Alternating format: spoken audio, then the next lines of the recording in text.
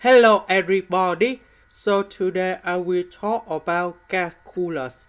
The topic today is about limit. So now I will show you how to answer. We need to do about factorization of this one.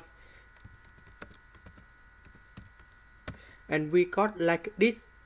We do another factorization of this one.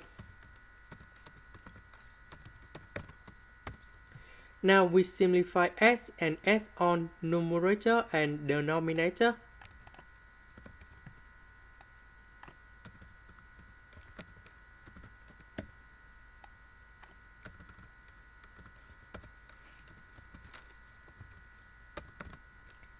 Now we can put number 0 gone here, number 0 gone here.